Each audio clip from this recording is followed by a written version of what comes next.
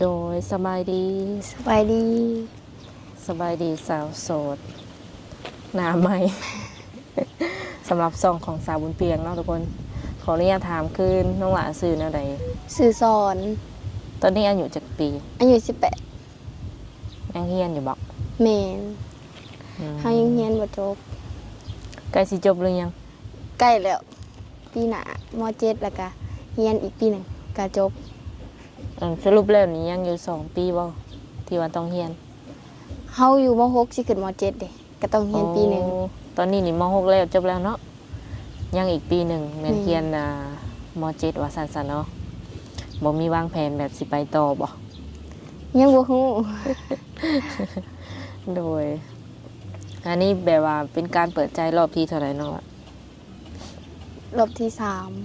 อืมก็คือสำหรับซ่องเอื้อยเป็นครั้งแรกเนาะ3แม่น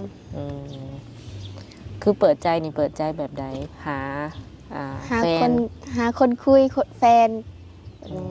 แต่ว่ายังบ่ทันอยากสร้างครอบครัวบ่นก็ค่าเรียนจบแบบลงไปฮอดทางเรียนจบแบบก็จังแบบค่อยสร้างนะเฮาอยากเรียนให้มันจบเป็นแฟนกันไปก่อนประมาณนี้เนาะเรียนจบแล้วก็บางทีก็อย่างสร้างครอบครัวเลยก็มีโอ้โดยคือเปิดใจนี้น้องหลาก็มีแบบสเปคอยู่บ่คิดว่ามักผู้ชายแบบใด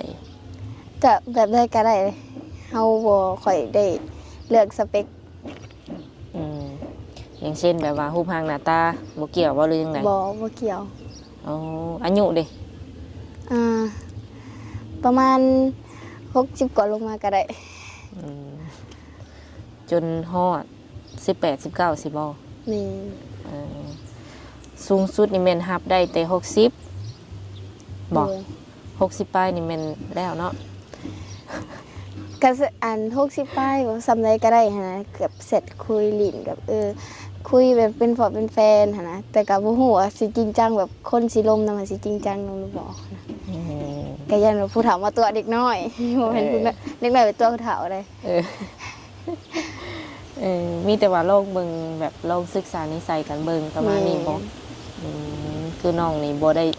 ติเนาะเรื่องอายุหรือว่ารูปร่างหน้าตาเพิ่นบัดส่วนน้องเป็นคนแบบว่านิสัยใจคอแบบใดเฮาบ่แม่นเลยเฮาเป็นคนตรงๆแบบมีหยังก็คุยกันตรงๆหั่นนะแบบเฮาบ่มักแบบคนขี้ตัวแบบว่านั่นนี่หั่นนะคันว่าส่วนเฮาสิว่าเด้อคันว่าอ้ายแบบมีเมียทางพุ่นมีแฟนทางพุ่นแล้วมาตัวน้องหั่นนะแล้วแบบมีเกิดอันนั้นมาแล้วแบบเฮาบ่อยากให้มันเกิดเรื่องอีหยังเฮาแบบมักคนตรงๆก็คือมีหยังแม่นอยากให้เว้ากันตรงๆเนาะบ่อยากให้เข้ามาแบบตัวกันน่ะส่วนนั่นเด้น้องหลาสูงเท่าใดเฮาบ่สูง150ปลายแต่บ่55โดยน้ำหนักอยู่ที่เท่าใด45อ๋อ กำลังดีเนาะ โดยคือมื้อนี้ สิว่าในมื้อนี้บ่ได้ไปโรงเรียนบ่หรือว่าเพิ่นพักแล้วพักแล้วเซ็งเพิ่นยังเซ็งแล้วเด้แสดงว่าช่วงนี้ก็คือมีเวลาคุยแบบกับหนุ่มๆนี่เต็มร้อยบ่แม่นโอ้หรือบ่ได้เฮ็ดเวียกหยังเสริมบ่ช่วงก็ยังบ่ฮู้ว่าสิไปทางไหนนะก็ยังหาเวียกอยู่เพราะว่าหากระเซ็งแล้วเด้เคยไปเฮ็ดเวียกเฮ็ดหยังอยู่บ่ล่ะเฮ็ดการเฮ็ดงานอยู่ไสอยู่บ่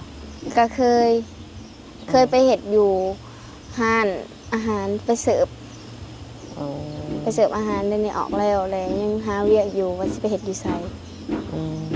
ก็เคยไปเฮ็ดแบบว่าฟังไทยอยู่บ่บ่เคยแบบไปลิ้นไปเที่ยวนี่ได้เคยไปบ่เคยไปเฮ็ดบุญเทื่อนึงแล้วก็มาเฮ็ดบุญให้ไผน้องวะ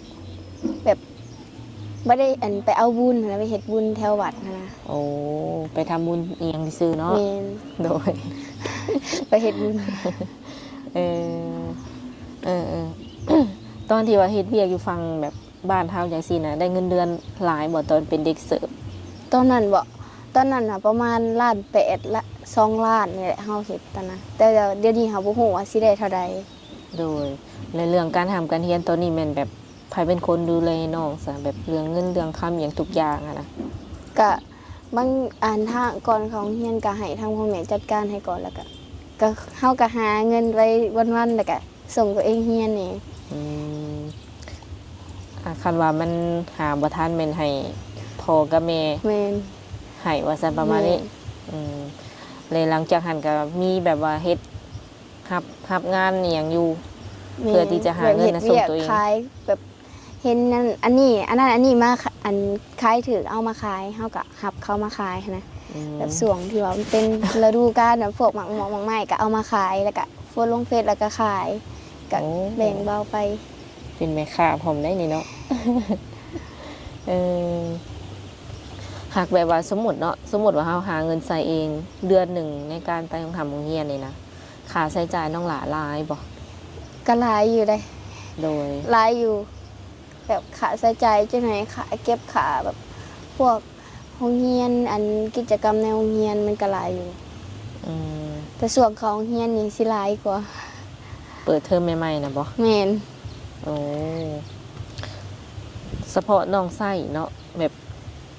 ว่าวให้ฟังคร่าวๆได้บ่ประมาณเท่าใดเดือนหนึงเขาใส่เบิดจังซี่ คันเขาใส่บ่ก็อยู่ประมาณ5-6 ล้าน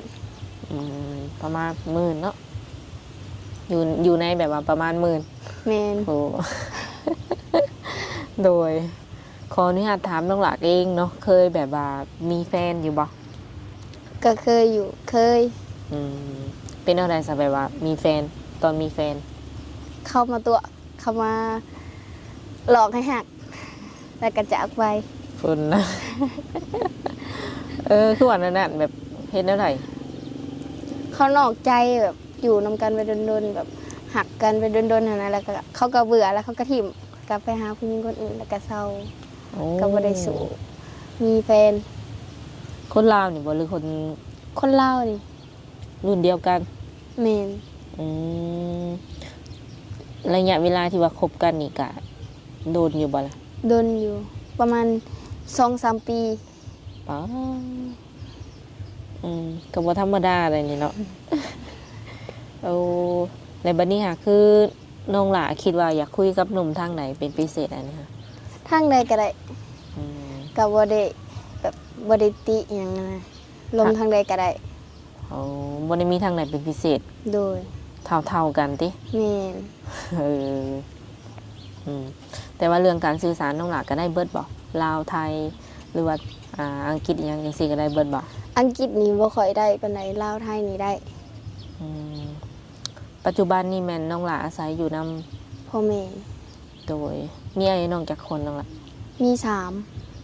เจ้าเป็นคนที่เท่าไหร่ 3คนที่3เลย ป้าลูกสาวหลา โดยไอ้น้องเพิ่นสั่งครอบครัวเบิดแล้วหรือยัง ยัง โอ้ยังเป็นโสดคือกันกับเจ้านี้ แม่น เออผู้หญิงหรือผู้ชายก็อ้าย อ้ายผู้ชาย อ้ายเลย 2อ้าย2คนแล้วเฮากับผู้หญิงคนเดียว ป้าสาวหลาแล้วก็สาวเดียวอีกได้เนาะโอ้ต่อไปสิเป็นผู้โชคดีทุกคน โดยเพิ่นมีแบบว่ามีงานเฮ็ดแล้วบ่หรือว่า แม่นเพิ่นไปเฮ็ดเวียกอยู่ไทย อืมพ่อกับแม่เลยซะน้องล่ะแบบเพิ่น เพิ่นค้าขายแบบพวกปลูกผักค่ะนะปลูกผักไปมือแล้วก็ตัดขาย อืม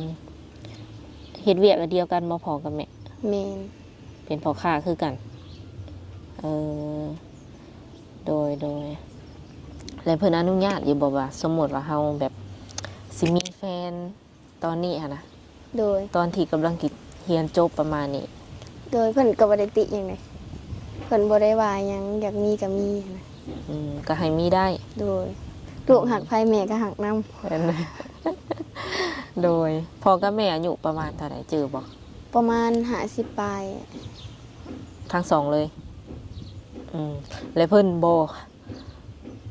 เว้าบ่แบบว่าอย่าเอาคนที่อายุหลายเด้อจังซั่นจังซี่นะ บ่เด้บ่มีเพิ่นบ่เคยเว้าจักเทื่อแบบเพิ่นอยากมีไผก็มีหั้นนะ เออ ขอแต่อย่าใจแตกก็พอ ต้องเรียนจบก่อนติ แม่น ความหมายของพ่อเพิ่นก็คือว่ารุ่นใดก็ได้ แต่ว่าอย่าไปนำเขาบ่ เออ เอาอดเอาเนาะยังอีกปีเดียวแม่นแล้ววะ แม่น คันว่ามาแข่งก็อดเอา เพิ่นก็ค่อยถามไทยเจ้าอยู่บ่แบบพ่อแม่เพิ่นแบบเรื่องผู้บ่าวผู้เพล ประมาณนี้ เลยเพิ่นบ่ได้ค่อยถามเพราะว่าบ่ได้เคยเฮ็ดให้เพิ่นเห็นแบบเรื่องแบบมีผู้บ่าวนั่นน่ะนี่หั้นนะแบบบ่เคยเฮ็ดให้เพิ่นเห็นหั้นนะเฮาก็อยู่เงียบๆแล้วก็แล้ว แบบนี้ แต่เพิ่นก็ฮู้อยู่แล้วว่ามีผู้บ่าวนั่นน่ะนี่ เพิ่นก็บ่ค่อยวนนำปานใดเนาะ แม่นเรื่องนี้บ่ค่อยวนแต่ว่าอย่าไปนำพวกอันไหนก็พอ อืมโดยพักโรงเรียนตอนนี้นี่แบบน้องหลาเฮ็ดหยังแน่ซะแบบอยู่ในเฮือนในซ่าน ก็เฮ็ดเวียกเฮือนตกตื่นเช้ามาก็มีแต่นึ่งข้าวล้างถ้วยเกลือเป็ด เฮ็ดเป็นเบิดบ่ แม่นเฮ็ดกินให้พ่อแม่ เฮ็ดกินกันได้จ้ะ โดย โอ้ ให้หน้าตะกร้าได้เฮ็ดบ่ปีนี้ น่าจะเฮ็ดทางอยู่บ้าน อืมก็มีเนาะให้หน้าตะกร้าก็ โดย ที่ว่าเป็นของเฮือนเจ้าเลยนี่ได้ แม่น โอ้บ่ธรรมดาเนาะทุกคน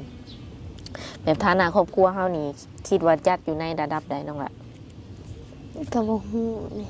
ทุกข์ยาก ก็ทำ ปานกลางหรือว่า ปานกลาง มี ปานกลาง อ๋อพออยู่พอกินเนาะ แม่น อ๋อเอาดีดี เนาะคันว่ามีคนแบบว่าเพิ่นถึกอกถึกใจน้องหลานเนาะเพิ่นอยากทักมาเล่นน้ำนี้สามารถทักมาได้ทางใด ทางไลน์ก็ได้ อืม มีไลน์อยู่ แจกเป็นไลน์บ่ โดย คันเพิ่นถามหา Facebook เด้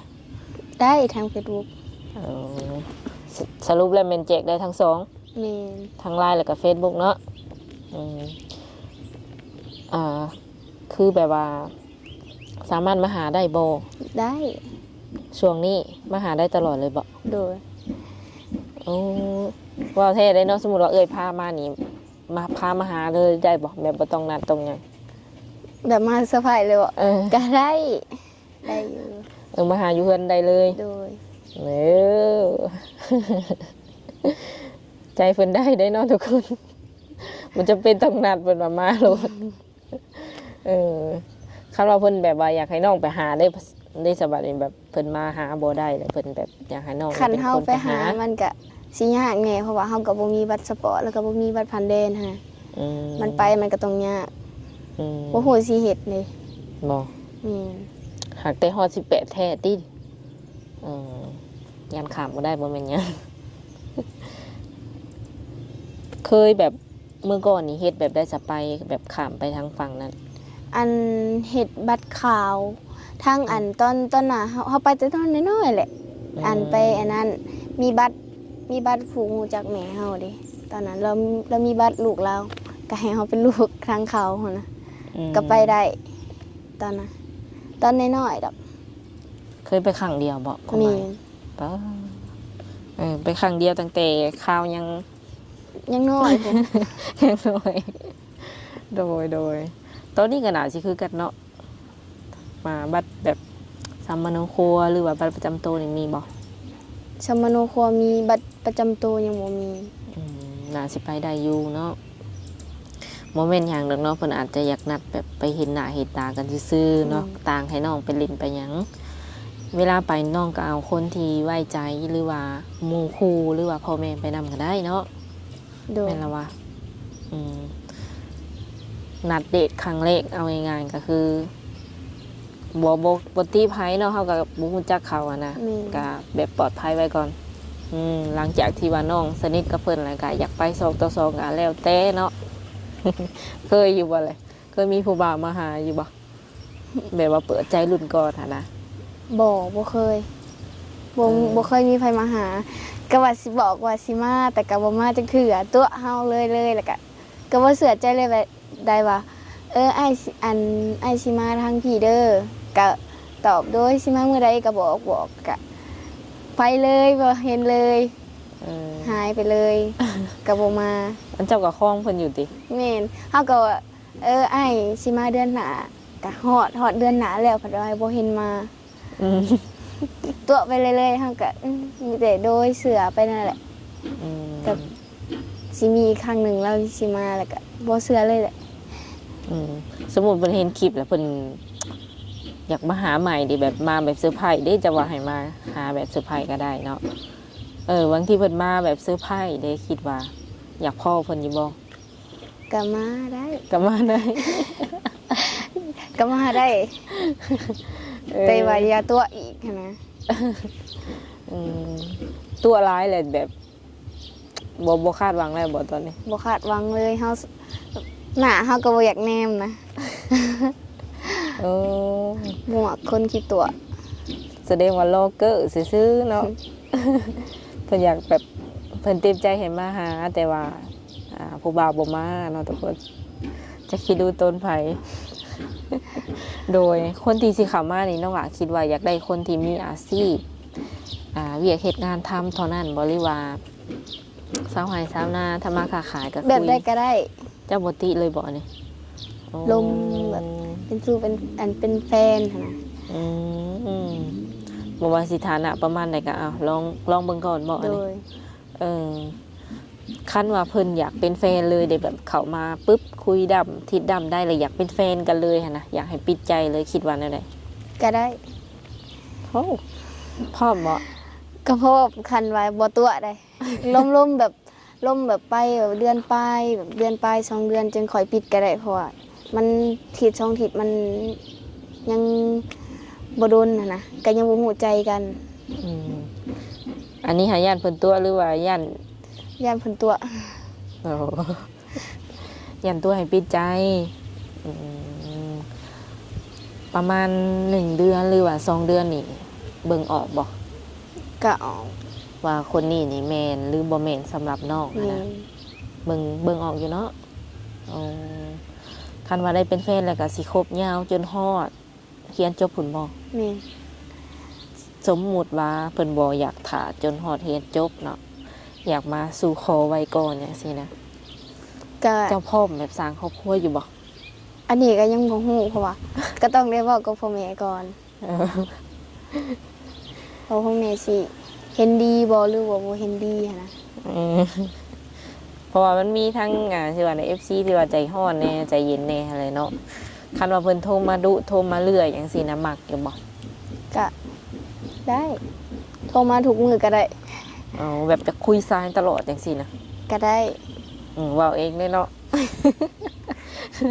โดยอยู่ว่างๆนี่มักไปลิดไปเที่ยวอยู่บ่เจ้ากะ บ่มีแต่อยู่ตามแถวนี่แหละไหนาเนี่ยแถวหน้าเนี่ยบ่ได้ไปไส หักกินอยู่บ่กินเหล้ากินเบียร์อย่างเช่น บ่ส่วนหลายสิบ่ได้กินเหล้ากินเบียร์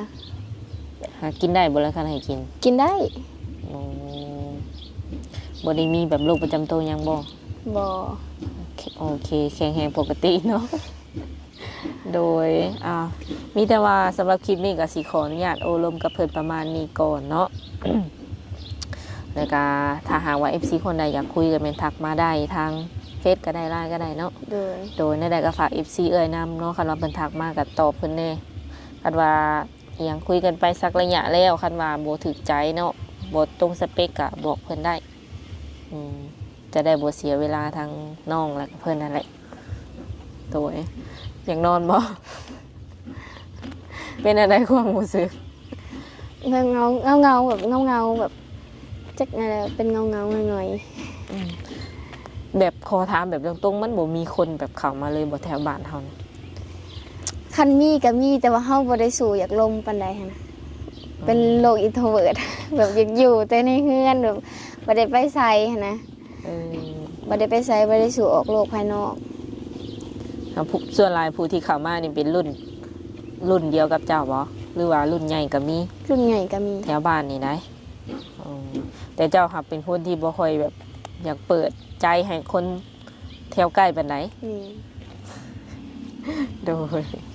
โอเค สุดท้ายนี้น้องหลามีหยังอยากฝากถึง FC เอื้อยบ่เนาะที่ว่าเพิ่นสิเข้ามาคุยกับเจ้านับตั้งแต่มื้อนี้เนาะเป็นต้นไป คันถ้าอยากมาคุยก็มาคุยได้ ขอแต่คนจริงใจบ่มาตัว เพราะว่าเคยมีแล้วแบบมันเขาแบบเขาเว้าใส่ให้นะเด็กน้อยตัวผู้เฒ่าหั่นนะแต่ว่าเฮาผัดเจอแต่ผู้เฒ่าตัวเด็กน้อย โดยวัฒนันบ่ โดย โอเคสำหรับคลิปนี้สาวบุญเปียงกับสาวโสดเพิ่นก็สิได้ขอตัวเจ้าไว้ก่อนเนาะคันมื้อหน้า FC ให้มาอัปเดตใหม่ก็สิมาหาใหม่เด้อโดยสบายดี